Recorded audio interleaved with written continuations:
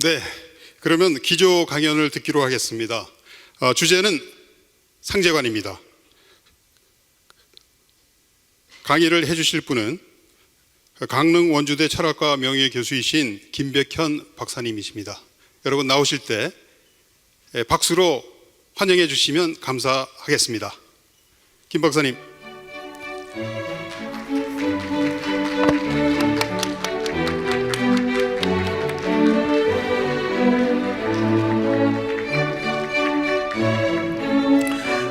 네, 안녕하십니까. 강릉 원주대학교 철학과 명예교수 김백현입니다. 오늘 여러분들 올 봄에 여기 제가 축사를 하러 왔었는데 다시 또 가을에 또 여러분들 다시 뵙게 돼서 반갑습니다.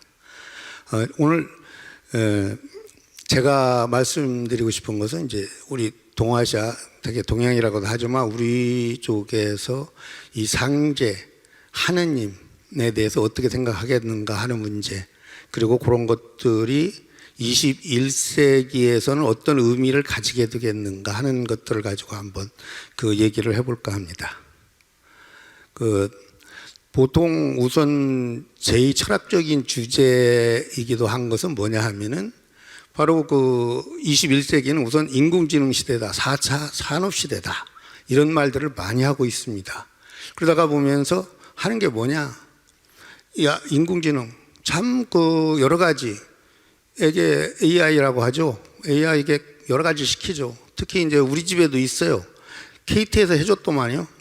진이야, 상생방송기 한번 켜줄래?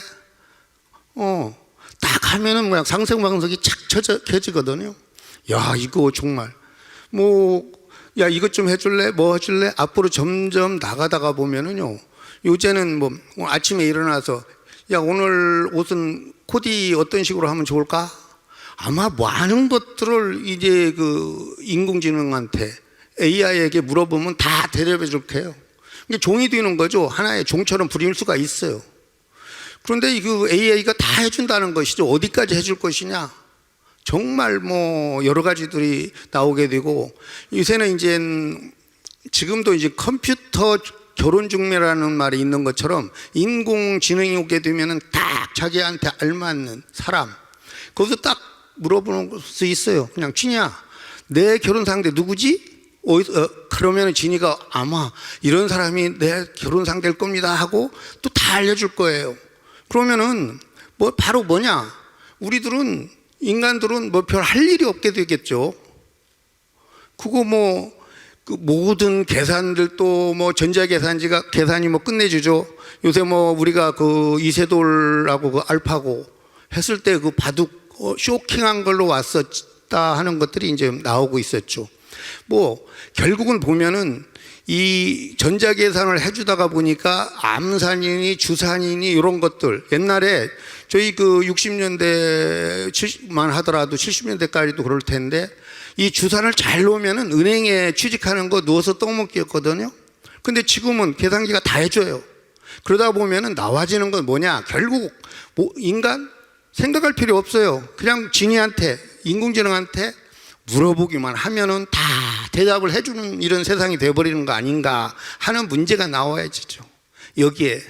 그런데 누가 이렇게 물어보면은 다 해주는 거, 글쎄요, 이러한 것들이 다시 바꿔서 얘기하게 되면은 어떻게 보면 인공지능이 해달라고 해주면 해주는데 결국은 또 인공지능이 하라는 대로 또 하는 거 아닌가. 생각도 필요 없다. 인간이라는 건 그저 인공지능이 하라는 대로 하다가 보니까 나와진다. 그렇다면은 또 거기에 인공지능을 갖다가 조작하는 뒤에 숨어 있는 그런 빅브라더라고 하죠. 그런 사람들에 의해 가지고 요새 공상영화, SF 영화 같은 데서도 많이 나오고 있죠. 그런 어떤 빅브라더에 의해서 우리 인간들은 다 그 사람의 노예가 되어버리는 거 아닌가 하는 문제가 나오죠. 요새 새친 시황제라는 사람이 있죠. 여러분들이 아마 다 알고 있을 거예요. 근데 제가 봤을 때 그 사람이 오늘날 가장 이 빅브라더에 가까운 사람이 아닐까 하는 생각을 하고 있습니다. 뭐 앞으로 이제 더 나오게 되면은 전자화폐도 만들고 뭐 하다가 보면은 여러분들 그 이미 카드가 나오면서부터 우리가 뭘 얘기했느냐 하면은 나의 소비 동선은 이미 카드를 통해서 다 잡힌다. 어떤 정보가. 요새 그 여러 가지들 여러분들이 아는 것처럼 이 코로나 사태에 있어 가지고서 여러 가지들 어디 들어오고 뭐 하면은 다 체크되는 거. 바로 그것이 싫어가지고 마스크도 할다 뭣도 싫다 하고 그 자유를 유치는 그런 자유국가들도 있죠. 근데 이제 그런 문제들, 바로 그런, 빅브라더의 그런 노예가 되는 거 아닌가 하는 것들이죠. 이게 결국은 이런 것들은요,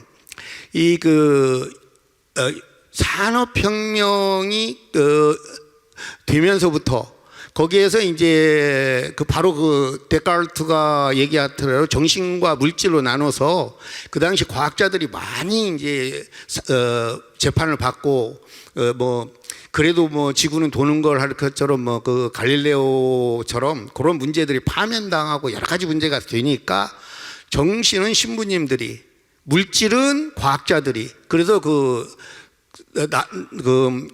연구 결과가 다 달라지는 겁니다. 그리고 나는 그 대상이 달라지는 겁니다 하고 얘기를 하면서 과학기술이 발달되고 휴머니즘이라고 하면서 산업혁명이 됐는데, 오늘날은 뭐냐?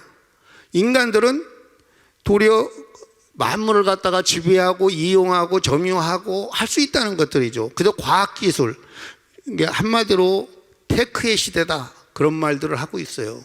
근데 그 테크의 시대라고 하는 거 참 편리하게죠. 좀 편리하게 되면 그래도 KTX도 해가지고 지금 8시에 차를 탔는데 58분에 대전에 도착하더군요. 제 익산인데 옛날 70년대만 하더라도 익산에서 서울 올라가는데 하룻밤 꼬박 6시간 뭐 그렇게 걸리고 힘들었었죠. 바로 그런 것들을 하면서 이 대전 생각을 하면서 그때는 내가 그래도 밤에 밤차 타고 그래도 내려가지고 플랫폼에서 국수도 한번 먹기도 했었는데 하는 생각이 자꾸 나요. 이 대전에 오면은. 어쨌든 편리하고 풍요해졌어요. 널널해졌죠. 여러 가지들이 참 살기 좋다 하는 것이죠. 물질적으로 참 살기 좋다, 그런 식으로 하고 있는데, 요 근래 결국은 지구가 몸살을 앓고 있다는 거 여러분들이 정말 잘 알고 있죠. 그런 것들이. 그리고 코로나에 의해 가지고서 지금 현재 팬데믹 상황 속에서 얼마나 지금 우리가 지금 이렇게 마스크 쓰고 만날 사람도 못 만나고 감옥 같은 생활을 하게 되는 거, 이거가 전부 과학기술이 만들어 놓고 편리성과 풍요성을 추구하다가 보니까 나타나는 거 아니겠는가 하는 거죠. 그러면 이런 문제들을 어떻게 해결할 거냐? 당연히 과학기술로 해결을 해야 한다는 건 사실입니다. 과학기술로 해결하지 않는 방법은 없어요. 그런데 과학기술을 통해서 완전히 해결할 수 있을까? 이런 문제들이 이제 우리들에게 나타나는, 이제 안고 있는 문제들이죠. 그렇게 보면은 인공지능이라고 하는 것은 바로 과학기술의 극치라고 할 수 있어요. 앞으로의 과학기술은 모두 이 인공지능을 통해서 표출된다, 그렇게 얘기할 수 있어요. 그런데 문제는 과학기술에도 한계가 있듯이 이 인공지능에도 당연히 한계가 있어요. 내일 내가 어떻게 돌아갈지 사실 저도 몰라요. 즉 미래에 대해서 예측 불가능한 것들이 많이 나올 수밖에 없다는 거죠. 그리고 또 특히 도저히 인간으로서는 알 수 없는 영역이라고 하는 측면들도 나오게 된다는 거죠. 이런 측면들, 미래, 이런 문제들이 이제 뭐 점을 친다는 문제가 생기고, 묘한 그런 것들이 나와지고, 특히 정치가들이나 사업하는 사람들이 옛날부터 점을 좋아한다고 하는데, 사실 그거 문제 많아요. 진인사 대천명이 최고인데도 불구하고도 어쨌든 그런 것들을 나온다는데, 어쨌든 예측 불가능한 영역이 반드시 있다. 미래에 대해서 내일 어떻게 될지 우리가 모르는 게 바로 인간이다 하는 측면이도, 바로 그런 측면에서 우리 인간들은 빌게 되죠. 비나이다. 그래서 저 같은 경우는 어렸을 때 어머님이 정화수 아침 새벽에 맑은 물 우물에서 떠다가 그 장독대다 놓고 비나이다 하는 모습이 지금도 아주 어렸을 때 얘기예요. 50년대 제가 그런 생각 지금도 보고 있거든요. 그걸 느끼고 있고 바로 그런 것처럼 비는 대상이 있게 되고 그런 건데 인공지능한테 빌지는 않는다는 것들이죠. 과학기술 이런 것들은 우리에게 풍요하고 편리하고 됐었지만 어쨌든 바로 그 빌고 어떻게 미래가 어떻게 될까 그런 것들에 대해서 복을 좀 빌고 여러 가지 하는 데에서 바로 하느님 상제의 존재 가치는 분명히 있게 된다 하는 것을 알 수 있게 됩니다. 이런 측면을 얘기를 하고 싶습니다. 근데 저는 이러한 측면에서 21세기 어떻게 될 거냐 하는데 제 전공이 중국 도가도교이기 때문에 특히 도가 철학 쪽에 있기 때문에요. 바로 그런 그 동아시아 특히 이제 은상이라고 하죠. 이제 은상 시대부터의 그런 상제관 흐름 맥락을 한번 보면서 중국 도교를 중심으로 한번 생각을 하면서 한번 여러분들하고 얘기를 해볼까 하는 겁니다. 여기서 한국인의 입장, 그 문제가 왜 제가 그걸 중시하게 되는가 하는 문제들은 앞으로 제가 얘기를 해가면서 풀어나가도록 하겠습니다. 자, 은상시대는 은나라죠. 은나라는 뭐 동이족이다 그러니까 우리나라 뭐 우리도 동이족이다 그러니까 뭐 은나라나 우리나라 뭐 그게 그거 아니냐는 말도 나오기는 나오지만 그런 것들은 좀 문제가 있어요. 특히 뭐 공자가 송나라에 후예했는데 송나라는 은나라의 후예다 그러니까는 공자나 우리나라 마찬가지다 그 육아사상은 뭐 우리나라 똑같다 그건 잘못된 생각이라는 것을 먼저 말씀드리면서 얘기를 하겠습니다. 그럼 은나라 때기 때문에 적어도 3000년 전 얘기라고 할 수 있어요. 그 당시에는 은나라 시대에는 뭐냐? 영혼이라는 것들이 생전에 이제 나가면은 저 세상도 이 오늘날 현세하고 똑같다. 거기도 이제 우리 그 똑같이 있어가지고서 뭐 그 높은 사람 왕의 후예는 왕들이 되고 귀족은 귀족이 되고 천민은 천민이 되고 뭐 이렇게 각각 이렇게 똑같이 살아가는 것이다 하는 거죠. 그런데 이런 측면에서 보게 되면은 이제 바로 그들이 이제 찾았던 것은 즉 조상에게 복을 갖다가 내려준다는 생각을 갖고 있었어요. 이런 측면에서 이런 신이라고 우선 얘기를 꺼내겠죠. 이런 사람들이. 그런데 이런 것들이 뭐냐? 이런 신이 화복을 내려주는 신이 누구냐면 조상이라는 거예요. 자기 조상만 생각하고 다른 조상하고는 관계없다. 여러분들이 시족이나 부족이라고 생각을 하면서 그때는 그렇구나. 각각 시족. 여러분들이 구약에 나와지는 여호와는 유대인들의 신이죠. 그것이 이제 예수에 의해 가지고 크게 이제 얘기를 할 따름이라 하는 것을 보게 되면은 어떤 부족들이 가지고 있는 각각의 조상 신이 있었다 그렇게 볼 수 있죠. 우선은 그래서 조상들도 자기 자손만 돌보지 남의 자손도 안 본다. 이런 식의 얘기들이 이제 바로 이제 시족 사회, 부족 사회 이런 것 속에서 나타나는 조상신 관념이다 하는 거죠. 그 옛날 청나라 때 천주교 신자들이 많이 했을 때 사실은 그 청나라 정부에서 너 천주교 믿을래 안 믿을래 하고 죽인 것이 아니라 너 부모한테 조상들한테 제사를 지낼래 안 지낼래 해서 바로 제사를 안 지낸다고 했으면 그때 죽였다는 얘기가 있습니다. 그러니까 천주교 믿는 거 좋다. 그런데 조상에게 제사는 지내야 한다 하는 얘기를 했다는 것이 좀 여러분들이 좀 제가 얘기하고 싶은 것이 그런 측면도 있습니다. 그래서 이런 그 조상신 개념이 동아시아 지역에서는 이미 은상시대부터 자리를 잡기 시작했다 하는 것들이죠. 그러면은 이런 왕이 다른 부족을 지금 은나라 왕이 다른 부족들을 다 지배하는 것처럼 은나라의 조상신도 다른 부족의 조상신을 또 지배한다. 그런 생각들을 가지고 있었다는 것들이죠. 이런 것들이. 그래서 이제 바로 그런 측면이 있는데 여기서 그 은나라 왕의 조상신이 상제했냐 아니냐 이것도 애매모호한 측면들이 있고 결국은 이러한 측면들이 나와지는데 이런 그 변화들 부족 연맹 사이로 변하는 속에서 여러 부족들의 조상신을 갖다가 아우르는 어떤 추상적 의미로서 상제라는 말이 생겼지 않았는가 하는 것들이죠. 상제.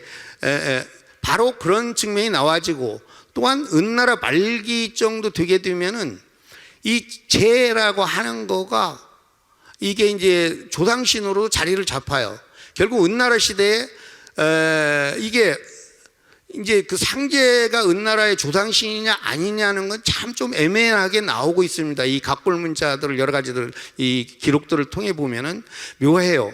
그건 혹시 은나라 그가 그런 동이족이나 어떤 그런 그 부족의 장자 적자가 아니었지 않을까 하는 그런 의심도 하는 경우도 있습니다. 이건 하나의 설들로서 이 연구를 하다 보면은요, 이것은 이것이다 하고 딱 정확하게 확정적으로 얘기하기 어려운 것들이 많이 있습니다. 이런 문제들은. 근데 어쨌든 인간은 상제에 의지해서 상제가 하라는 대로 그런 절대적으로 복종해야 한다 하는 그런 인격적인 그런 그 화복을 주는 그런 신으로 나오게 되는 거죠. 그러기 때문에 여기에서 이제 제사를 하게 되고 그 속에서 이제 바로 조상신한테 기원하는 거죠. 바로. 그래서 이제 바로 아까 얘기처럼 상제에게 곧바로 그 제사 지내는 게 기원하는 거 그게 없는 경우도 생겨나기도 하고 하는 것들이 좀 문제가 되는 거예요. 이쪽 그 은나라를 연구하다가 보면은. 근데 어쨌든 조상신이 상제에게 왕의 기원을 또 전달한다. 바로 그런 측면도 나오게 되는 거고 이런 것들 속에서 제사 의식을 갖다가 이제 지내게 된다는 거죠. 그래서 인간하고 상제하고 조상신이 아니라 어떤 거리가 있는 거 아닐까 하는 그런 추측들도 얘기합니다. 결국 은나라 때는 조상신이라는 측면도 있겠지만 쟤는 그렇지만 상제라고 했을 때는 약간 어떤 이제 추상적 의미도 변하면서 어떤 거리가 있는 거 아닐까 하는 것들이 나오고 있습니다. 그래서 바로 이제 그러면서 은나라는 그러면 상제의 뜻을 갖다가 어떻게 알아볼 수 있겠느냐 하는 측면에서 점을 쳤다는 것이죠. 바로 그것이 귀복이라고 하는 거고 여기 그 그림에서 나오는 것처럼 이 거북이 되게 등뼈라고 생각하는데 여기 보시는 것처럼 대부분이 다 거북이 배의 뼈입니다. 그 나오는 발굴되는 것들이 바로 이제 각골문자라고 하는데 대부분이 이제 그 각골문자들이 굉장히 많이 나오고 있죠. 그런데 거의 대부분이 다 약간의 등뼈도 있기는 있지만 대부분이 배뼈다는 거죠. 거북이. 그 다음에 이제 소 정강이뼈. 그래서 갑은 거북이. 그런 이 소 정강이뼈로서 갑골문자라고 하면서 어떤 제사를 그러니까 이제 그 거북이 배를 갖다가 거기다 구멍을 하나 딱 뚫는데요. 뚫고 나서 이제 그걸 불에다가 놓으면 쫙 갈라지는데 이 갈라지는 모습을 통해서 이제 이런 예측을 이렇게 하게 되는 거죠. 뭐 여러 가지 뭐 일들을 갖다가 이제 점을 치게 되는데 그 점친 기록을 갖다가 적어 놓은 것이 각골문자다. 여러분들이 그 정도로 그래서 점이라고 하는 거. 그리고 은나라 시대에는 오로지 이런 각골 귀복만이 아니라 꽤나 굉장히 많은 이 점쟁이들 점치는 방법들이 많았다는 것들을 또 제가 말씀드리고 싶습니다. 자, 그런데 이 제라고 하는 거, 이 어원이 뭐가 되느냐? 저기 그 앞에 보게 되면은 각골문자 제일 처음에 나오는 것도 보게 되면은 몇 가지 이상하게 도대체 저게 뭐야? 하는 의미들이 나오게 되고 그것이 쭉 변해가지고 오늘날 한자 이 제라고 하는 걸로 이제 변하게 되죠. 해서라고 하는 쪽으로서 보게 되면은. 근데 이제 그 제라고 하는 건 화채, 꽃봉오리, 끄트머리, 꼭지, 꼭대기 이런 식의 의미로 돼서 어떤 탄생의 의미, 신앙, 이런 생식숭배 이런 쪽으로 온 거가 아니냐. 아니면 체제라고 해가지고 조상신, 은나라 때 이제 제사 지내는 쪽에서 이 종류 제사 지내는 쪽에서 왔지 않았느냐 하는 것들이 나오고 그래서 체라는 데가 인신, 그게 변해가지고 제라고 되면 거 아니겠느냐 하는 거. 그 다음에 또 사실은 또 이 제라는 거가 또 상나라 말기 정도에 와갖고 왕의 칭호가 됩니다. 즉, 왕 스스로를 제라고 칭하게 되는 것이죠. 그런 측면도 나온다는 것을 말씀드리겠습니다. 그런 것들이. 그런데 또 아까 얘기했죠. 여러분들이 앞으로 역사나 모든 것들을 연구하면서 이것은 이것이다 확정하지 말아달라는 거죠. 설이다. 여러 가지 설들이 있고 우리는 이러한 설들을 통해서 앞으로 역사를 연구할 무궁무진한 것들이 많이 있다. 특히 중국의 역사는 중국의 지식인이라고 하는 유학자들에 의해서 사기쳐지고 왜곡된 것들이 많다는 걸 제가 말씀을 드리면서 우리는 항상 이러한 식으로 역사를 연구해야 한다는 거, 그런 것들 속에서 제가 기타 학설로서 얘기를 하게 되면은 동이족에 이제 이 태호가 있고 소고라는 이 족장이기도 하면서 부족의 이름이라고도 하기도 하고 하는 것들이 이제 태호 소호들이 있죠. 그 다음에 그런 거 아니겠느냐. 그쪽에서 왔다. 태양, 바로 태양을 얘기하는 걸로. 근데 두 번째는 태을, 여러분들이 제일 잘 알고 있는 태을, 천을. 이건 이제 새에서 왔다고 하는데 을자 이런 것들이 그래서 을과 같은 의미에서부터 왔다. 그런 말들이 나오고 그 다음에는 또 알타이어, 고대. 상구시대에 그 알타이에 탱글이라는 말이 있는데 거기에서 왔다 하는 말들이 나오고 있습니다. 그런 것들이 이제 여러분들이 우선 알고 있으면서 그러면 저는 어떻게 보겠는가 하는 것들을 이제 나중에 뒤에 다시 얘기 드리겠습니다. 그런데 서주시대에 들어오면서부터 상제하고 천하고를 같이 쓰게 됩니다. 그러니까 변화했다고 하더라도 이 상제라는 말이 없어지는 않지만 결국에는 천이라고 하는 의미가 많이 쓰이게 되는 거죠. 그런 것들이. 그래서 이제 그러면 왜 은나라 상제하고 주나라 천하고는 어떤 관계냐? 또 이것도 확실한 해답은 없어요. 그런데 이제 저 같은 경우는 이제 뒤에서 얘기는 하겠지만서도 결국은 이제 뒤에서 한번 제가 살짝 또 얘기를 해보죠. 제 의견들을. 그래서 이제 바로 어쨌든 천이라는 관념은 서주 시대에 이루어지고 중국의 역사는 서주 중심, 서주 600년으로부터 뭐 얘기되진다는 식으로 얘기를 꺼내고 있다는 것만 여러분들한테 말씀드리겠습니다. 그런데 이제 대체적으로 천이라는 개념 속에는 은나라 때의 상제 관념을 계승하고 있지만서도 이제 주나라가 은나라를 멸해버렸죠. 멸해버리고 나니까 자기 정권에 대한 어떤 합리적인 얘기를 꺼내야겠다. 그래가지고서 나와진 거가 뭐냐? 좀 더 바로 얘기를 할 수밖에 없는 거가 상제가 이제 무조건 복을 우리 조상 우리 후손들이니까 무조건 그 복을 내려주고 너 왕을 하라고 하니까 왕을 하는 것이 아니라 덕이 없으면은 바로 왕자리를 이어받지 못한다. 하늘의 명령은 천명은 덕이 있는 사람한테 주어지게 된다 하는 거죠. 그 통치자가 덕이 없다. 그러면은 덕 있는 사람으로 바뀌어진다. 이것이 바로 은나라를 멸한 주나라의 이 자기 정권의 합리화를 통해서 만들어진 거라고도 볼 수 있으면서 이 어쨌든 덕의 개념이 살아나고 생겨나고 많이 중시되고 있다는 것들이죠. 또 그러면서 이런 천명사상과 더불어서 보은이라는 생각, 보은, 이 상생에서도 이 보은을 중시하고 있죠. 바로 이런 보은 같은 생각도 여기서 많이 나와지게 되고 그러면서 이제 주나라 때 이제 조상에게 복을 갖다 기원하는 것은 뭐냐? 천의 뜻을 알기 위해서 하늘의 뜻을 어떻게 아느냐? 덕을 통해서 알게 되는데 이래 하고 또 은혜를 보답한다. 조상의 은혜를 보답한다는 생각을 가지고서 이제 바로 제사도 지내게 되면서 나오게 되죠. 그래서 은나라 때 상제는 좀 어느 정도 절대적으로 두렵고 인간은 무조건 복종을 해야 한다고 생각을 하지만서도 서주시대에 와가지고서 천은 사랑받고 존경하는 경천애인 사상이나 명덕 보민 사상이 대두됩니다. 이러한 사상들이 이제 바로 육아에서 중시화가 되죠. 서주 문화 전통을 받은. 그래서 이제 전보다는 민의를 중시하는 측면으로 가면서 민심은 천심이다 하는 사상들도 이제 더 강하게 나타나게 된다고 볼 수 있죠.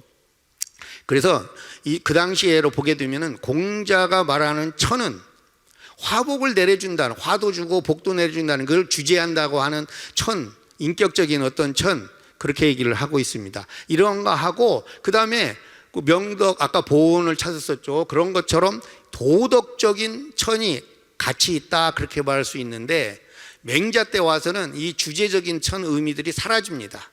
이 공자는 춘추 시대 사람이고 맹자는 전국 중기 사람이죠. 그러니까 전국 시대는 완전히 전쟁만 하게 되는 사회로 가기 때문에 여기서 무슨 도덕을 얘기하기에는 이제 주재한다. 왕의 주재하는 속에서 한다기보다는 이제 완전히 그런 그 도덕적으로만 변하게 된 문제죠. 나중에 가서는 순자 같은 경우 전국 말기의 순자는 바로 어지린 인의도 얘기 않고는 바로 그냥 예만 가지고 얘기를 꺼내게 되는 건데 그런 문제가 나오죠. 그러다가 전국 시대를 거치고 한나라 초기에 들어서면서부터 동중서라는 사람, 사실은 오늘날의 유가 철학보다는 유교라고 하는 측면에서는 여러분들이 꼭 이 동중서라는 사람을 기억해 두는 것이 참 좋을 걸로 보여집니다. 이 동중서가 다시 천에다가 다시 주제적인 천을 갖다가 다시 살려줘요. 그 이유는 뭐냐면은 중앙 집권적 천조체제, 우리는 왕조라고 하는데 중국은 하늘천자를 써서 천조체제라는 말을 써요. 그래서 황제, 천자는 에게 중앙 집권적으로 모든 권력을 다 줘버렸어요. 이 동중서는. 그래 놓으니까 이러면은 이 황제가 말이야 제멋대로 하지 않겠느냐. 거기서 바로 주제적인 천을 통해서 황제 당신이 함부로 하게 되면은 일을 잘못하거나 포악하게 변해버린다면은 하늘이 당신을 벌 줄 겁니다. 천재지변을 일으켜서 그게 하늘입니다 하는 식으로 주제적인 천이 되살아났다 하는 것이죠. 근데 여러분들이 알고 있는 것처럼 송명이약, 우리 그 조선주 때 많이 받았던 송명이에 와서 천은 다시 도덕적인 의미의 천만이 살아남고 있다는 것들이죠. 그래서 이제 이런 측면들을 갖다가 볼 수 있다는 거. 그 다음에 저는 여기서 이제 다시 새롭게끔 이 탱글이 문제를 갖다가 얘기하고 싶은데, 그 탱글이는 표의문자, 한자라는 건 표의문자다. 근데 외래어들 굉장히 많은 것들이 나와요.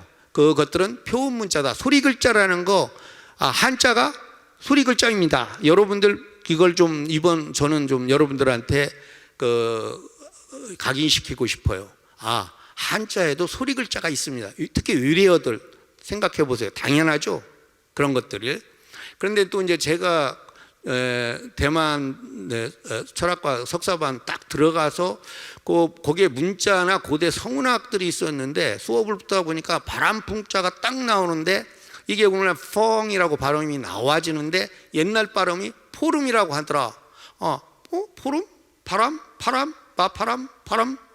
도리어 우리들 바람하고 가깝지 않을까 하는 생각을 많이 가져봤어요. 그래서 이런 문제들을 가지고 바로 소리글자라는 건 제가 어느 정도 있다는 건 알고 있었지만 이때부터 여러 가지들 생각들, 유래어나 여러 가지들 이런 문제들을 한번 연구를 해보자 해가지고 해봤더니 바로 그 선진시대에 여러 가지 그 학자들에 의해서 나와진 이 천의 발음이 어떻게 나와지냐 봤더니 바로 티에그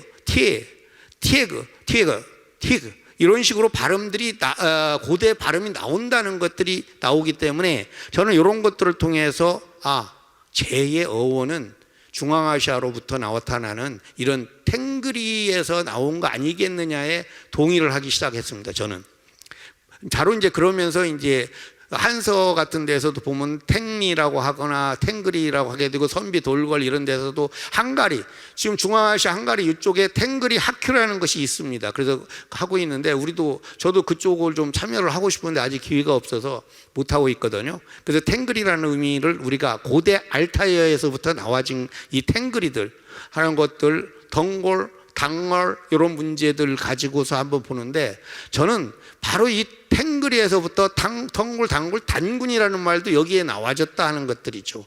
그래서 은나라 후기 제가 왕의 칭호처럼 하늘이라는 탱그리가 바로 단군, 단골, 덩골 이런 머리로 이렇게 나오지 않는 대갈, 이렇게 댕갈, 대갈 이런 말들도 우두머리 이런 말들도 다 이 단골, 덩골 이런 거와 같은 계열이 아니겠느냐 하는 것들이죠. 이런 문제들.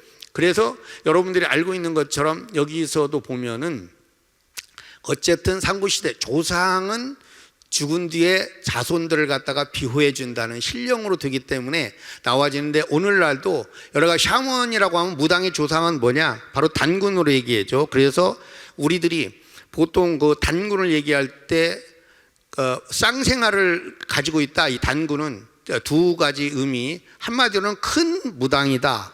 한마디로는 신선이다. 큰 무당이면서 신선이라는 의미를 단군에서 우리가 요새 좀 찾고 있잖아요. 그러니까 그런 측면들을 갖게 보는 거고, 그 다음에 이 천자를 보게 되면은 머리가 돌출된 사람으로서 나와지면서 이 단군하고도 거의 같이 나와지는 것들, 여러분들이 쭉 그 변화를 보게 되면 바로 머리가 중심으로 되어 있으면서 이 천으로라는 글자가 나와진다는 거, 여러분들이 이런 측면들을 보게 되면서 나와졌기 때문에, 저 같은 경우는 그 당 은나라 시대의 부족 연맹장이었던 이 은나라는 최고의 탱글이라고 하는 제도 쓰지만 상제라는 말도 사용할 수도 있었지 않았겠느냐. 근데 일개 부족인 주나라에서는 그냥 탱글이라는 말, 그걸 그냥 천이라고 또 썼지 않았겠느냐 하는 것들이죠. 그 차이점들은요, 또 한 가지 저는 여러분들한테 얘기하고 싶은 건, 중국을 하나의 중국으로 보지 말라는 얘기를 저는 많이 합니다. 지역 특색이 엄청 다릅니다. 여러분들 중국어 그냥 하나 둘 셋이 바로 이얼산이라는 거 알죠? 저 대만은 민남 복건성 남쪽의 발음이 바로 대만어인데, 거기는 이빼세 그렇게 나옵니다. 완전히 다르죠. 그리고 여러분들이 홍콩 말 광동어인데, 광동어 영화 보아봐요. 북경하고는 엄청난 차이를 가지고 있다는 거, 여러분들이 그런 문제들을 좀 중시해 줬으면 좋겠다는 것들을 가지고 있습니다. 그래서 저는 여러분들이 또 한 가지, 제가 또 강력하게 주장하는 것들은, 중국이 여러 족속들이 있는데 특히 동이족에 대한 얘기는 꺼내지 않고 오로지 화하족 얘기하면서 서주문화로 나가고 있죠. 그런데 서주문화 전통을 계승한 건 유가들이고 이 천을 갖다가 좋아한다는 거, 동이족들은 도교 은상문화 전통 속에서 도교 쪽으로 가면서 이 상제라는 말을 좀 좋아하는 편이 됐다 하는 것들을 얘기 꺼냅니다. 그리고 중화사상, 천하의 중심이다. 그래서 중국 문화가 어떤 때는, 제가 고등학교 때 역사에서 봤어요. 진시황은 천하를 통일했다 그렇게 가르치더라고요. 그러다 가만히 생각하면, 천하? 중국 이꼴 천하인가? 그거 말이 안 되는데. 그런데 어쨌든 천하라고 하거나 천하의 중심으로서 중화 제일주의가 중화사상이 나타나고 있다는 거. 그래서 사방에 오랑캐들은 이 저급하다, 자기들이 고급이다, 그래서 자기들의 고급만을 사방으로 이 방사를 시켜준다는 방사형 문화 형태를 갖고 있으면서, 이제 특히 중국인들 보면은 특히 이제 그 중에 중국 유학자들이 많은데, 지식인들 옛날 과거부터 남의 것을 갖다가 자기 것으로 만드는데 빼어난 재주를 가지고 있다는 거, 의례 문화 유익 경로를 살짝 엄청 많이 숨깁니다. 그래서 남의 거 갖다 모방하기도 좋아하고, 오늘날 보세요. 그 다음에 무슨 요새 문화 공정이라고 해서 우리 한복이니 김치가 뭐 파우차이다 뭐 그런 식으로 완전 원조는 다 모든 것이 자기로부터 나왔다는 식으로의 그런 것들을 가지고 있는 것이 잘못된 중화 제일주의가 아닌가. 우리가 이런 측면들을 좀 생각을 꼭 반드시 해야 한다. 중국을 공부하면서 저는 그런 것들을 생각하고 있습니다. 그래서 어쨌든 저는 고대 제나 천의 어원은 고대 알타이어인 탱글이라고 얘기하고 싶고, 하지만서도 중국의 학자들이 많이 거부를 하고 있다는 거. 그러나 저는 이쪽으로 계속적인 더 연구를 우리는 해야 된다고 생각하고, 여러분들이 앞으로 후학들이 해주기를 바랍니다. 그 다음에 이 호천상제라는 말, 이러한 것들은 이제 춘추 전국 시대의 분화가 되고 뭐 하면서부터 나타나는데, 이때 제가 천으로 변하면서 호천하고 이 상제하고 합쳐서 호천상제가 됩니다. 그러나 유가들은 대개 이제 쓴다고 하면은 천제라는 말을 많이 쓰게 되죠. 이 줄임말로 가지고서 여러 가지로 이제 그런 식으로 얘기를 꺼내기 때문에, 여러분들이 이제 황제들이 제사 대상들은 호천상제지 옥황상제가 아니라는 거죠. 그래서 호천상제는 유교의 상제고 그냥 줄여가지고 천제라고 얘기를 많이 하고, 옥황상제는 도교의 상제라는 거, 여러분들이 요 점들은 좀 알으셨으면 좋겠고, 송나라 때는 원기덩어리가 이 자연적인 이런 천이고 상제의 신체다, 단지 천리가 바로 상제다, 이런 식의 얘기를 바로 정의는 하고 있죠. 당연히 주자는 뭐 정의말 그대로 들어서 이 정의하고 주자학이 이제 그게 바로 성리학이고 주자학 게 근거가 된다고 할 수 있죠. 뭐 여러분들 뭐 아시는 것처럼 천명이 바로 천리, 천륜이고 천륜에 삼강오상이 나오고 강상윤리가 나오고 천륜을 어기느냐 뭐하냐 하지만 사실 강상윤리는 순종의 미덕이라는 허울 속에서 복종의 윤리다. 오늘날 특히 삼강, 그건 특히 삼강은 동중서가 만든 것이다 하는 거죠. 이건 공맹 사상에는 있지도 않은 거예요. 그래서 이렇게 삼강 같은 경우를 오늘날 얘기한다는 건 말이 안 되고, 오류는 조금 다시 새롭게끔 변화시켜 갖고 사용은 할 수 있다고 저는 생각하고 있습니다. 그 측면은. 그러나 삼강은 더 이상 얘기해서는 안 된다. 근데 앞으로 우리들은 그런 생각을 가지고 있습니다. 바로 그래서 이제 이런 측면들을 가지고서 공명 사상이 절대 아니라는 거, 삼강 그 점들 갖고 얘기하면 좋겠고요. 오방천재가 나오게 되죠. 그래서 이제 오방으로 나눠지면서 이제 여러분들이 알고 있는 오행 사상이 나오는 거죠. 금목소와 토를 통해 가지고서 쭉 흔히 이렇게 그 사방으로 나오게 되는데, 여기서 저는 이제 바로 이런 측면들에서 이제 호천에서 호자가 바지 태우나 소라고 할 때 호자, 다시 한번 여기서 얘기할 때 저희들이 호천이라는 말을 쓰게 되는 것도 동이족의 족신이라고 할 수 있는 종명이라고 해서 태우나 소호에서 호자다. 호자를 보면은 지금 하늘천 위에다가 날일 해가 있는 거죠. 바로 태양신 숭배사상과 또 태을 할 때 을자가 새하고 관계된다는 것처럼 이 세문화, 삼조고 문화, 태양신 숭배사상 이런 것들은 함께 동이족한테 나타나고 있는 거다 하는 거죠. 이런 걸 갖다가 또 자기 응유살짝 화족이 자기들이 호천이라고 썼다는 거, 여러분들이 이제 이런 것들을 좀 알고, 사망오제라는 거, 뭐 여러분들이 뭐 이건 얘기하지 않아도 잘 알고 있을 테니까 넘어가겠습니다. 그런 것들이.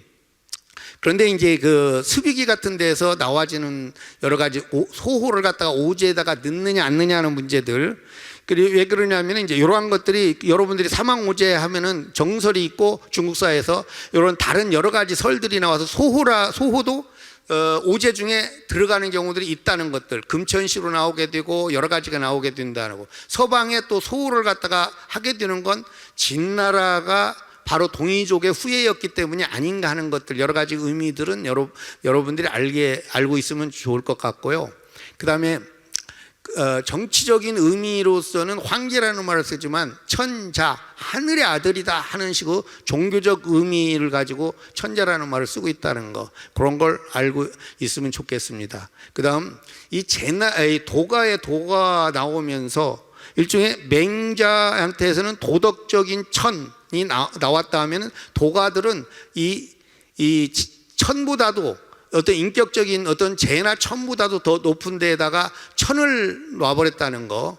그래서 쟤보다는 앞서는 듯하다 하는 식으로 얘기를 꺼내주면서 이런 그 주제적인 인격적인 천, 도덕 이거보다 천보다도 더 위에 놓으면서 바로 만물의 어머니다, 만물의 본원이다, 여러 가지 얘기를 꺼내고 있죠.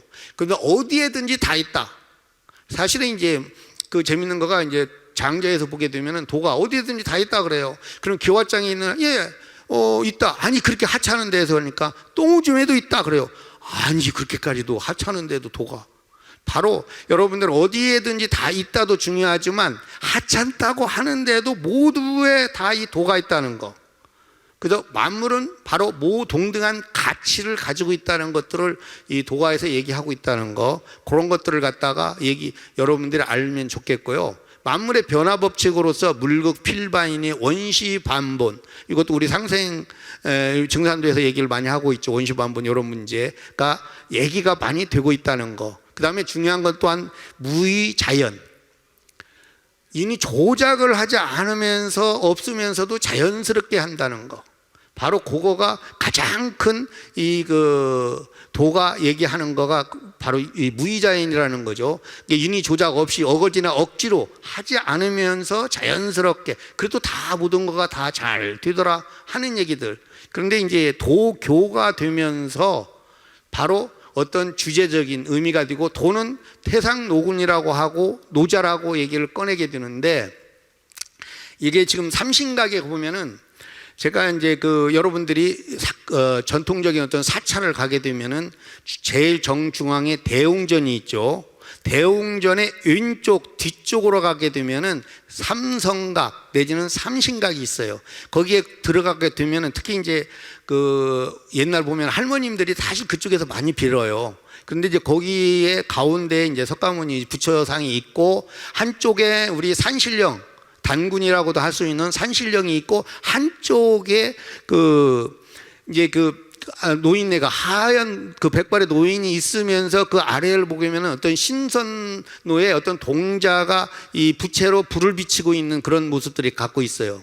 근데 그걸 불교에서는 독성이다 그렇게 얘기를 해요. 홀로 성인이 된 사람이다 해서 독성이다 하는데, 제가 옛날 동화사 저기 그 대구에 있는 팔공산 동화사에 가보니까 태상 노군이라고 써 있는 것을 확인을 했습니다.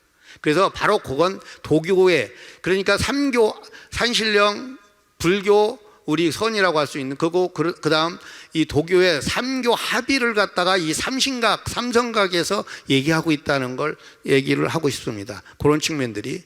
그 다음에 이쪽에 삼청을 갖다가 얘기하고 있다는 거, 여러분들이 보게 되면은 이제 그 세 가지가 나와지는데, 결국은 이러한 그 옥청, 원시천존, 상청, 영보천존, 택청, 도덕천존, 이런 천존으로서 얘기되지죠. 여러분들이 또 뭐 아마 미륵천존도 얘기 들어봤을 거예요. 그런 것들. 그러나 여기서는 삼청이라는 말을 쓰게 되고 있다는 거.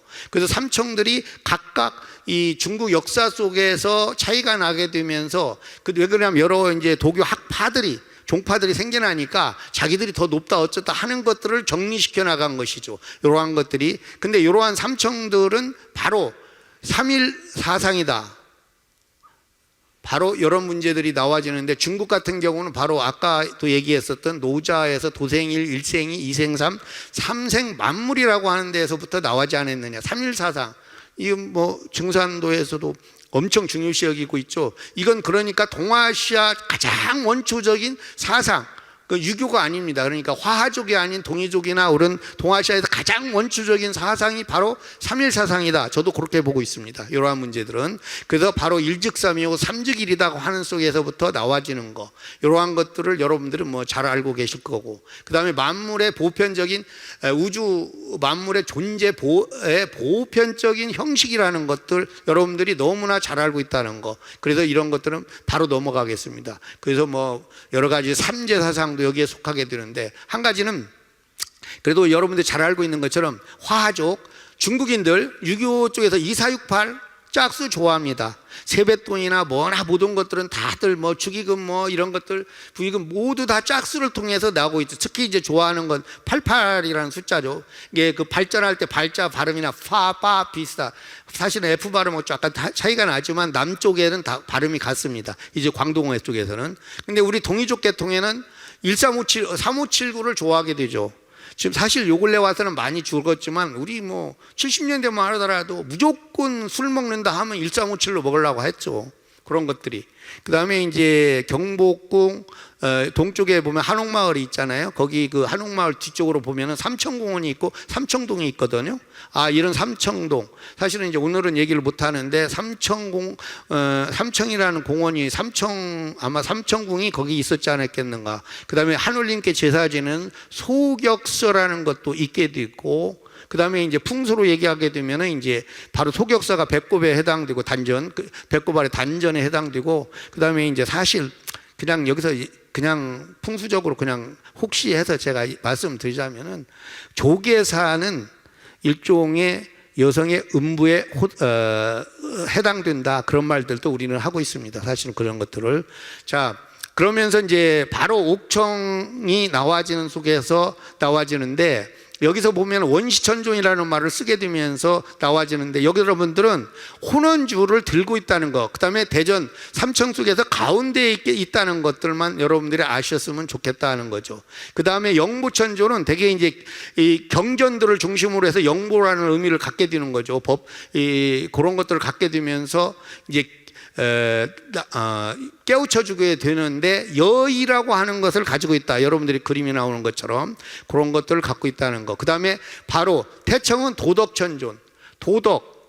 도덕군자 얘기하면 벌써 6.25에서 도덕을 얘기한다고 하지만 사실 여러분들이 노자가 쓴 책이 도덕경이다.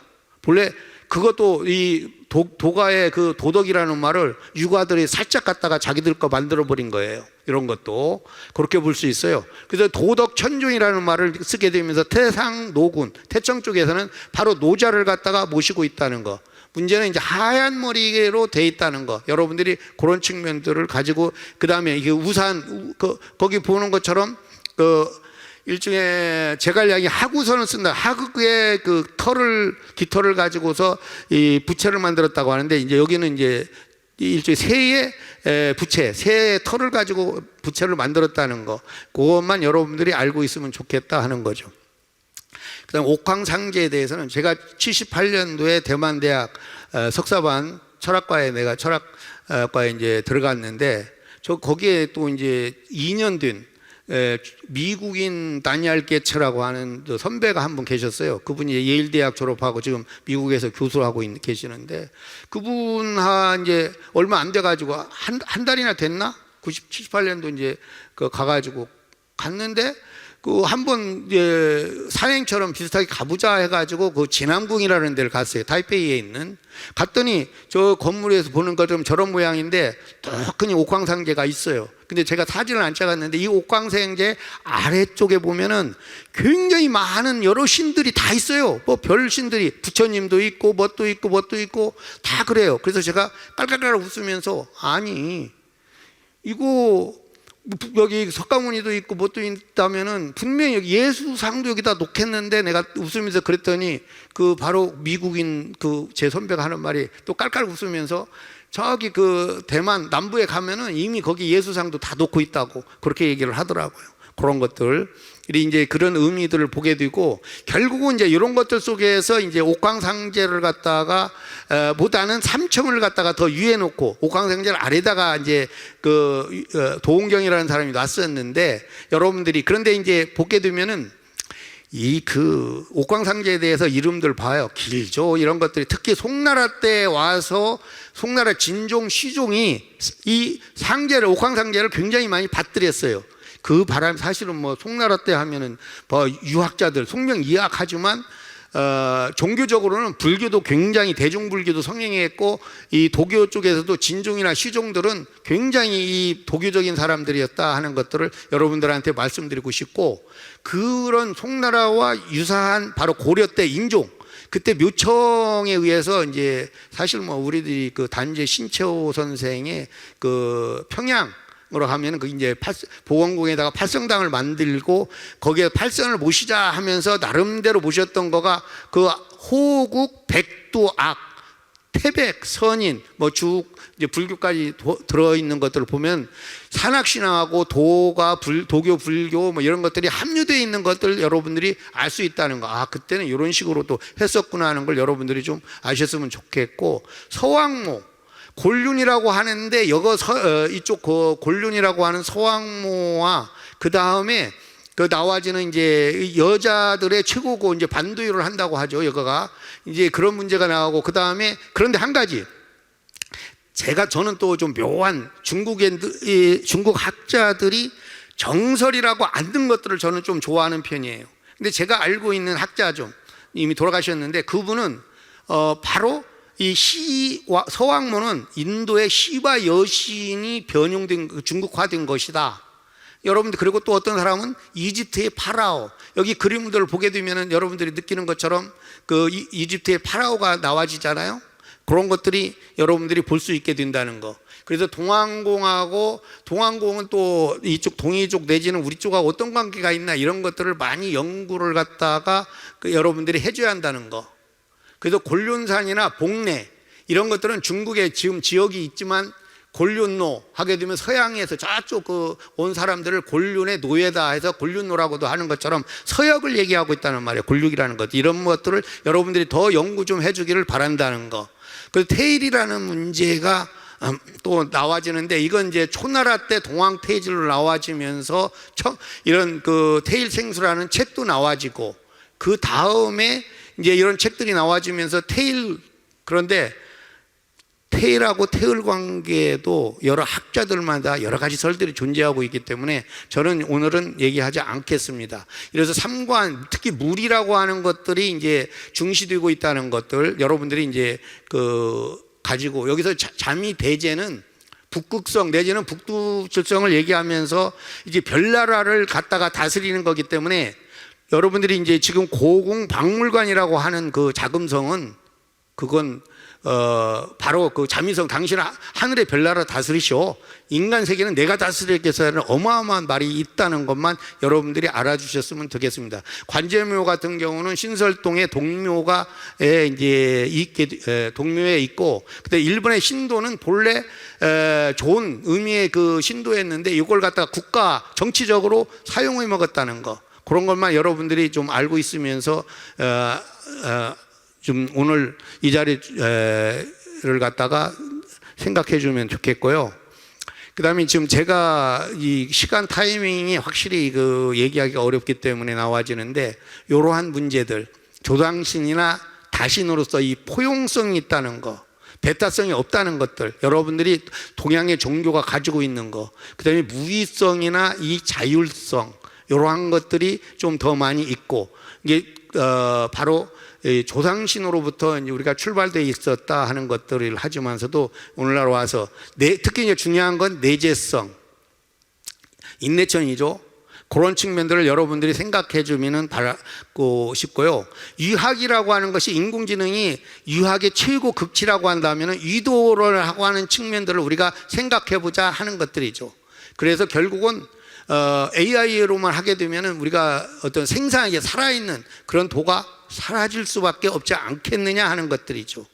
그 점을 가지고서 우리가 이 도라고 하는 것을 생각할 때, 저 같은 경우는 바로 도가 상제고 상제가 도다, 그렇게 얘기를 하고 싶습니다. 그런 것들 측면에서 바로 이런 것들 속에서 위도 일손 공부 속에서 어떻게 할 거냐 하는 것들이죠. 이런 것들이.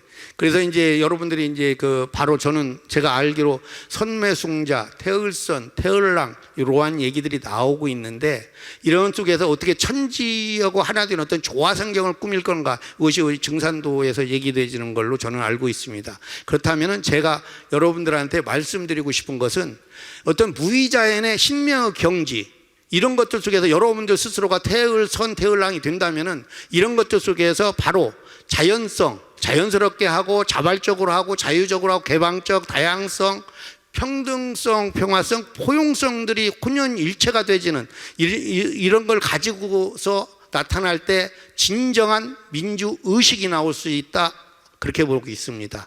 그리고 왜 그러냐면은 사실 민주주의가 최고의 이상적인 정치 형태는 아니지만 적어도 자유, 인권, 그리고 여러 가지 우리가 삶에 있어서 그래도 차선으로 그것도 민주주의가 낫다. 그렇다면 민주적인 문화가 어떻게 진정한 민주 문화, 민주 의식을 가질 것이냐 하는 것들을 우리가 생각해 줄 수 있다는 것들이죠.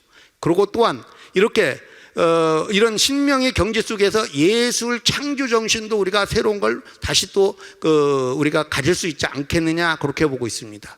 그리고 또한 여러분들이 알고 있는 것처럼 오늘날 인류 멸망을 가져오게 되는 문제들, 이 과학기술의 발달과 더불어서 돌이 안고 있는 이런 지배력 속에서 나타나는 자연 파괴, 이러한 문제를 어떻게 할 거냐? 요걸 당연히 다 알고 있죠. 코로나19 역시 인재다. 이건 천재지변, 인간들이 만들어 놓은 거다.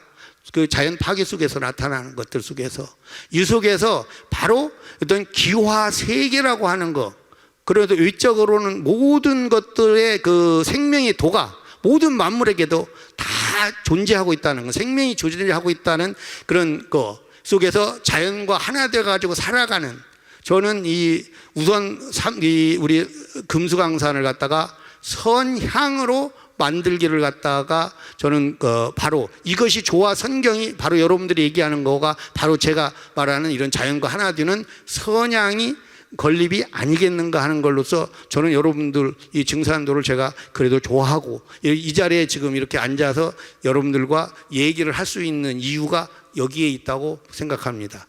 예, 제 얘기는 이런 식으로 오늘 마무리를 짓겠습니다. 예, 감사합니다. 네, 김백현 박사님, 정말로 이 동아시아 상제관에 대해서 종횡무진으로 여러 가지 그 개념들을 설명을 해주셨습니다. 감사의 표시로 뜨거운 박수 다시 한번 부탁드립니다.